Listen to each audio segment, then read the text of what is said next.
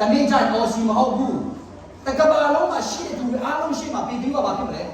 ဆက်နေပုံမှာထိုင်မှာကြည်စင်းစားလူ200 300ရှိမှထိုင်တာတော့မှအရန်တော့သူဆိုအများကြီးရှိမှဘုရားပြန်စီနေတယ်အဲ့ဒါဘာကြောင့်လဲရေနဲ့ရလို့ရွှေ့တယ်သူ့ရဲ့ဘာလဲစွန့်လွတ်တဲ့အရာတွေအများကြီးရှိတယ်ဒါဆိုရင်သူတို့ထဲမဲ့ခံမယ်ကျွန်တော်တို့ကခံစရာမရှိဘူးလားရှိတယ်ဒီမှာအောက်မှာပြောလဲအကျဉ်သူဒီငါဤနာမကြောင့်အိမ်လဲညီအကိုနမမိဘတာမယာတိဟူသောတပါးပါးကိုဆိုပြီးထိုသူဒီအစတရားသောအကျိုးကိုရပြီးထာဝရတက်ကိုအမွေခံရတာ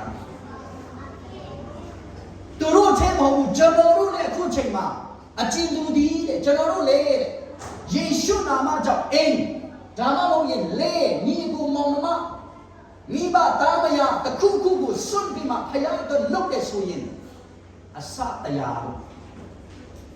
ဘေးကနဲ့ချိန်မှာတော့ဘယ်လိုပဲပြောလဲအစ30 60တရားလို့ပဲပြောတယ်ဒီမှာတော့ဘယ်လိုပြောလဲအစတရားလို့သုံးထားတယ်အများကြီးရမယ်ဒီနေ့ဖယားသခင်အတွက်ရေနဲ့ရတော့ရွှေ့မှလုပ်တဲ့သူတွေဘယ်တော့မှမျက်နှာမမြင်ဘူးတရားရှိမှလူရှိမှတော့မြေကောင်းနေတယ်လေဒီမှာအိမ်ဝင်တချို့ဆိုရင်ဖယားအတွက်ပါဝင်တဲ့ခါမှာအိမ်ဆွတဲ့လူတွေရှိသလားရှိတယ်လဲညီကိုတွေဆွတဲ့လူတွေရှိသလားရှိတယ်ညီကိုတွေနဲ့အဝေးကြီးသွားတဲ့လူတွေအများကြီးရှိတယ်ကျွန်တော်ဖေတဲ့အဝေးကြီးမှာပြင်ရှင်သွားတဲ့ခါမှာရုပ်ဖောင်ဘက်မှာကျွန်တော်သွားတဲ့ခါမှာညီကိုတွေနဲ့ဝေးသွားတယ်သူညီကိုတွေလာလေတဲ့ခါမှာဘာလို့ဒီတော့ဝေးတဲ့နေရာတော့ကားလည်းမပေါက်ဘူးဒါပေမဲ့ကျွန်တော်တို့ဒီမှာအကုန်ကိုနှစ်အဝေးကြီးမှာသွားနေတယ်ညီကိုမောင်နှမတွေနဲ့အဝေးဆုံးတခါတလေကျဖယားတလို့အလိုက်စွန့်တဲ့အချိန်ရှိသလားရှိမယ်အဲ့ဒီဒီမှာအောင်မခွဲနိုင်ဘူးမသွားနိုင်ဘူးဒီနားမှာပဲဆိုရင်တော့မဖြစ်ဘူးကျွန်တော်တက်တာမှာဒါကြောင့်စွန့်တဲ့အရာတွေရှိရမယ်အခုကကျတော့ကျွန်တော်တို့အချိန်လေးတော့မစွန့်နိုင်သလားမစွန့်နိုင်ဘူးတက်တိခံသွားမယ်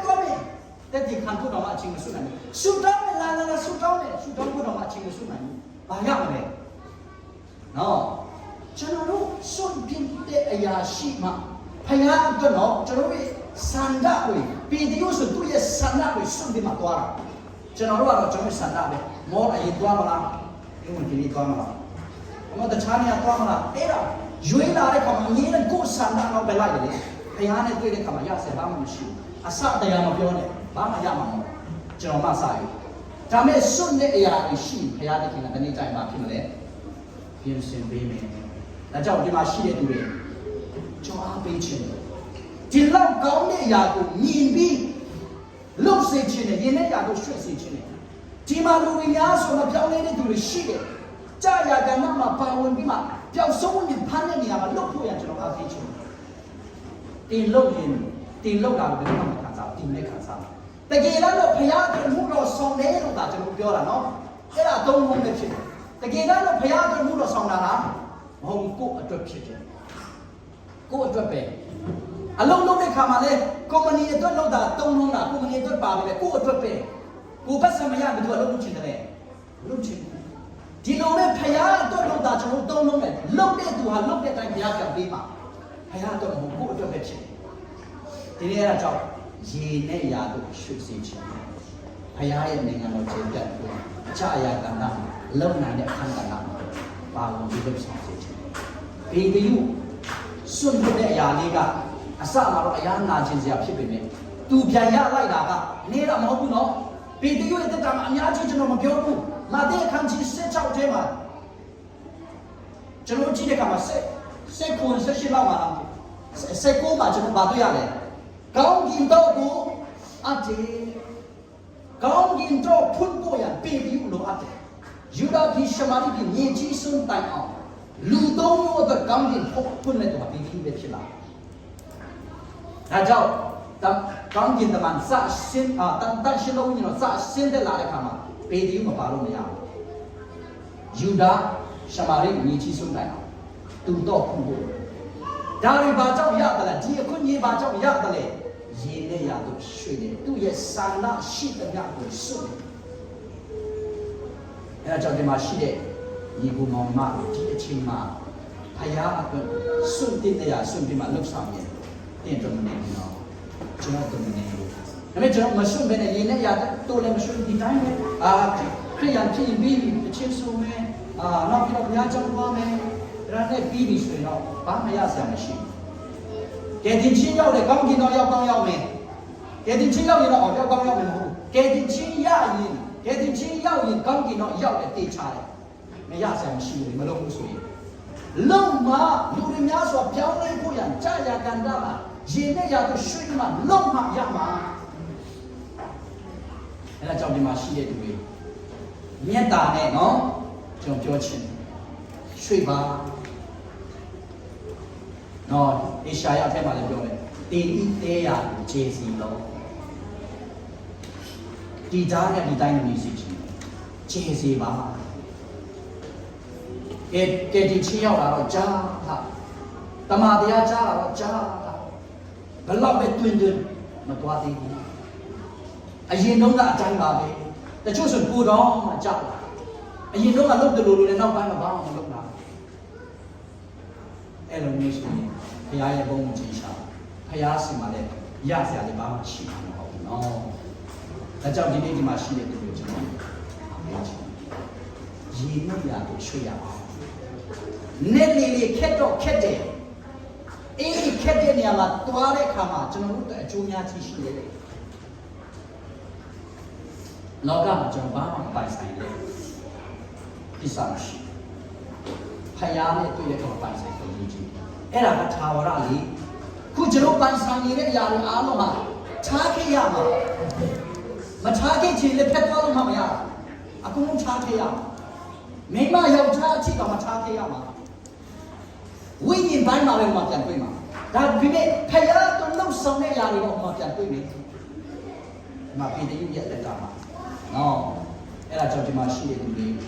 ကျွန်ရင်းနဲ့ကြတာကိုရှုပ်လို့ရတယ်အားပေးခြင်းတင်းကိုဖယားသခင်အလိုရှိတယ်နော်အဲ့ဒါတင်မလို့ဘူးဆိုရင်တနေ့ချနောင်တရမယ်နော်နောင်တရအကြောင်းဒီနေ့အချင်းရှိတယ်အခုဆိုရင်ချီဆောင်ချင်းအရာဒီကလာဘယ်ချင်းလဲဘယ်သူမှမသိဘူးနော်ဘယ်သူမှမသိဘူးဂျာရင်ဂျာရင်ဒါမဲ့ကျန်းစာကြည့်တဲ့အရာဆိုတော့အရာကြီးတယ်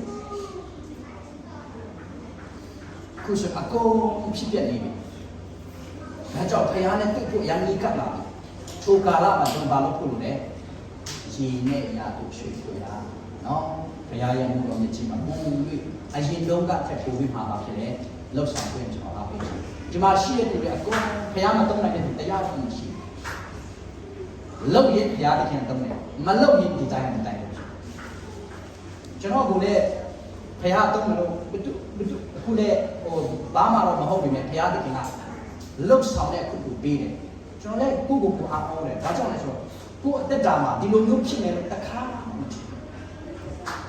တွေးထဲမှာတော့ကျွန်တော်က USA သွားတာအိမ်ဝင်မယ်ကားဝင်မယ်ဒါပဲကျွန်တော်ဆန္ဒဘုရားတခင်က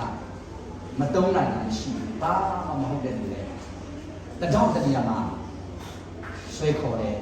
ဒီမှာရှိတဲ့သူတွေလည်းဘုရားတခင်ကတုံးဖို့ရအမြဲတမ်းရင်နဲ့ရာကိုရွှေ့စေခြင်းနဲ့ကိုကမရွှေ့တော့မှမရ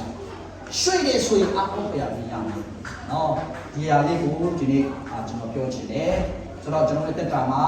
ဘာဖြစ်ဖို့လို့လဲရေနဲ့ရာကိုရွှေ့ဖို့လို့လဲနော်ဒီတရုပ်ကိုပထမမှာတော့ဘာလို့ကလဲသူ့ရဲ့ခြေကိုငှားတယ်သူကြမှာတော့ဘာလို့ကလဲသူရွှေ့ခိုင်းတယ်နောက်ပြီးတော့ဒါပြမှာတော့ဘာလို့ခိုင်းလဲ fight ကိုချခိုင်းတယ်အဲ့ဒီမှာညာကြည့်အဲ့ဒါမြင်ပြီးရင်ဘာလို့ကလဲ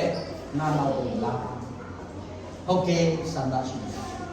အခုတော့တချို့တွေနမိတ်တော့အများကြီးမြင်ပေမဲ့မလိုက်ဘူးဘုရားမတုံးနိုင်တဲ့သူတော်မှဘုရားတုံးပြီးမြင်နေပြီမလိုက်ဘူးပေတရုကတော့မြင်နေလိုက်သွားတယ်အဲ့ဒါကြောင့်ဒီမှာရှိတဲ့သူတွေကျွန်တော်တို့ရင်းနဲ့ညာကိုရွှေ့ရအောင်ဒီမှာရှိတဲ့ယုံကြည်သူတွေဆရာနဲ့သူပျောက်ဆုံးနေဖန်ဖို့လိုအပ်တယ်နော်အမှုတော်မြတ်ကြီးမှာပိုပြီးစ조사ပြီးမှအရင်ကအချက်အစပိုပြီးမှစ조사ဖို့ရဘုရားတခင်ကလို့ရှိတယ်ဒီ2023မှာဒါမဲ့ဘာမှမလုပ်ရင်တော့2023ကဖြစ်သွားတာထူးလာမှာဒါမဲ့ဒီနေ့ညာကိုရွှေ့တယ်ဆိုရင်ထူးခြားလာတယ်